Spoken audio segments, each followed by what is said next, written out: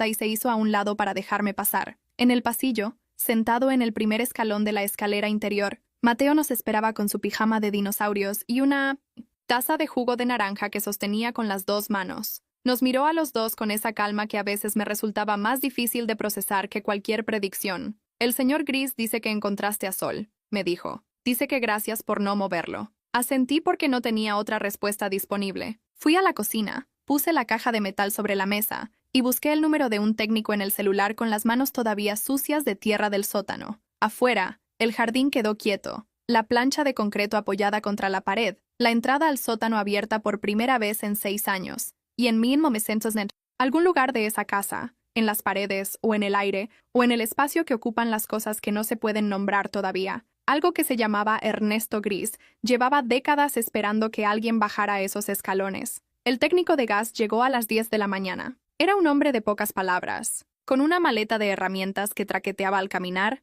y la costumbre de no hacer preguntas innecesarias, que era exactamente lo que yo necesitaba ese día. Bajó al sótano con su equipo de detección. Estuvo 20 minutos ahí abajo, y cuando subió me miró con una expresión que yo ya había visto antes en la cara del doctor que nos atendió cuando Carmen perdió el embarazo. La expresión de alguien que tiene que decirte algo serio, sin que suene a catástrofe, pero sin poder evitar que lo sea. La unión de la cañería llevaba entre 3 y 5 años cediendo, me dijo. Filtración lenta, nivel bajo, nivel sin olor porque el tipo de gas que corría por esa línea antigua no tenía el odorizante que usan los sistemas modernos. En verano, con las ventanas abiertas y la ventilación natural, la concentración se dispersaba antes de acumularse. Pero en invierno, con la casa cerrada, con las noches largas y la calefacción encendida, los niveles habrían subido de forma silenciosa y constante, especialmente en las horas de la madrugada, cuando nadie se mueve y nadie nota que algo está mal. Me dijo que con el tamaño de esa filtración y el volumen de la casa, calculaba que entre 4 y 6 semanas después de cerrar las ventanas los niveles habrían alcanzado el umbral crítico durante el sueño. Alguien de esta casa se iba a dormir y no iba a despertar. Exactamente lo que dijo Mateo con 5 años en el pasillo, medio dormido, con los ojos entrecerrados. Lo mandé a reparar todo mientras yo me sentaba en la cocina frente a la caja de metal de Ernesto Gris. Había ordenado el contenido sobre la mesa con el cuidado que se le da a las cosas viejas, que no es el mismo cuidado que se le da a las cosas frágiles, sino a las cosas que ya han sobrevivido demasiado como para romperse fácil. Las fotografías. Primero, Ernesto en el jardín. Ernesto en la cocina que todavía era esta misma cocina aunque con otros muebles. Ernesto con un perro rubio de pelo largo sentado a sus pies. En ninguna de las fotos había nadie más con él. En todas las fotos era verano o primavera, nunca invierno. Y eso me dijo algo sobre el tipo de soledad que había vivido en esta casa. La clase que se vuelve invisible en los meses cálidos y aplastante, cuando el frío cierra todo. Las cartas estaban escritas a mano, con una letra pequeña y firme, que se había ido volviendo más irregular con los años, como si la mano que las escribía hubiera perdido certeza sin perder constancia. Todas dirigidas a una mujer llamada Elena. No eran cartas de amor, eran algo más difícil de nombrar. Cartas de un padre que no sabía cómo hablarle a su hija, que practicaba en papel lo que no podía decir en persona, que ponía en palabras escritas todo lo que la distancia y el orgullo y los años habían hecho imposible decir en voz alta. Hija, hoy hizo sol y pensé en cuando eras chica y corrías en este jardín. Hoy cociné el guiso que tanto te gustaba y no supe qué hacer con lo que sobró. Hoy Sol se acostó a mis pies como siempre y me acordé de que tú le pusiste ese nombre porque dijiste que era el color del sol. La última carta no tenía fecha. Era la más corta. Decía solamente, si alguna vez lees esto, quiero que sepas que nunca dejé de esperarte. La casa siempre fue tuya también. Perdóname por no saber decírtelo antes. No la había enviado. Seguía doblada dentro del sobre, con el nombre Elena escrito en el frente, sin dirección, sin sello. Una carta que nunca llegó a ningún lado porque el que la escribió no sabía a dónde mandarla, o no tuvo tiempo, o no tuvo el valor, y que se quedó ahí, en una caja de metal en un sótano, sellado, esperando. Pasé la tarde buscando información sobre Ernesto Gris en los registros que tenía disponibles. La inmobiliaria que nos vendió la casa nos había dicho que la compraron de los herederos del dueño original, y con ese dato y el nombre completo no tardé demasiado. Ernesto Gris había muerto en esta casa en el año 2011, a los 78 años. Los registros lo describían como viudo, residente en la propiedad desde hacía más de 40 años. Los herederos que vendieron la casa eran representados por una notaría y el contacto de familia era una mujer llamada Elena Gris, de Montoya, domiciliada en otra ciudad, a más de 600 kilómetros de aquí. Elena Gris, la hija, la misma Elena de las cartas. Cuando Carmen volvió a la cocina esa tarde, después de llevar a Mateo al parque para que corriera un poco y se cansara y durmiera temprano,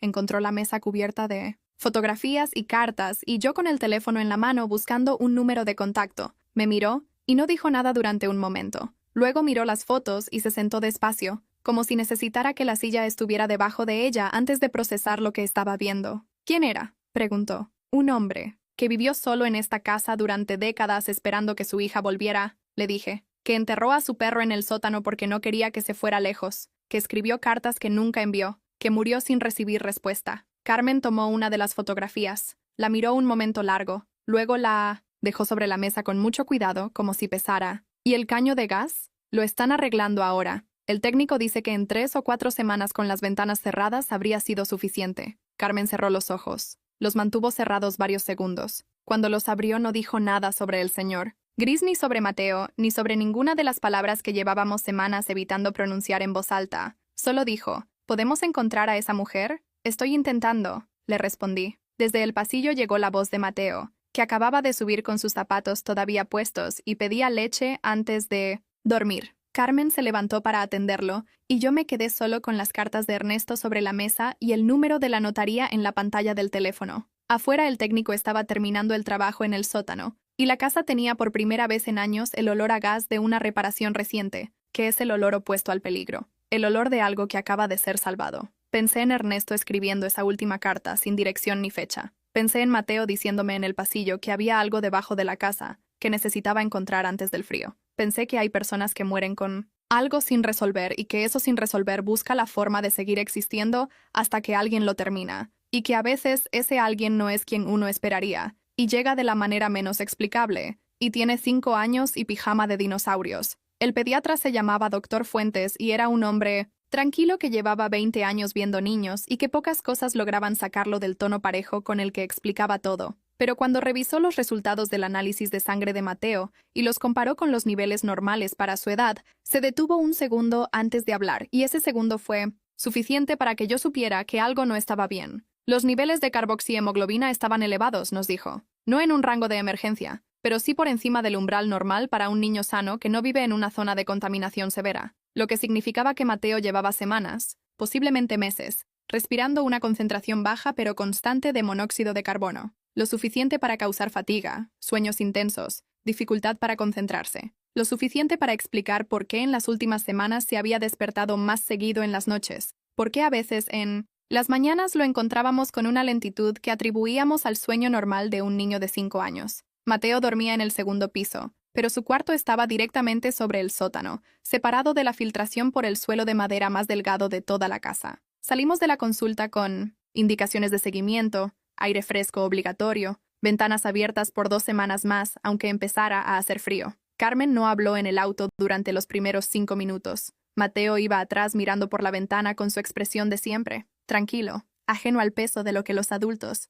del asiento delantero estaban cargando en silencio. Cuando llegamos a casa y Mateo subió a su cuarto, Carmen se quedó parada en la cocina con las manos apoyadas en la mesada y la cabeza baja. Yo me senté en la silla de siempre, y esperé porque había aprendido que cuando Carmen necesitaba decir algo difícil, el silencio previo era parte de cómo llegaba a las palabras. Tardó casi un minuto entero. «Quiero irme de esta casa», dijo, no en tono de discusión, no como el inicio de un debate. Lo dijo como quien enuncia un hecho que ya no puede seguir ignorando. «Lo entiendo», le respondí. «No creo que lo entiendas», dijo entonces, y levantó la vista. «Rodrigo, nuestro hijo tiene el cuerpo afectado por algo que estaba en esta casa antes de que nosotros hiciéramos nada. No importa si Ernesto quería protegernos. No importa si el señor Gris tiene historia y nombre y una hija que abandonó. Lo que importa es que Mateo lleva meses siendo envenenado de a poco y nosotros no lo sabíamos. Eso es lo que importa ahora mismo». Tenía razón. Y cuando alguien tiene razón de esa manera, completa, sin fisuras,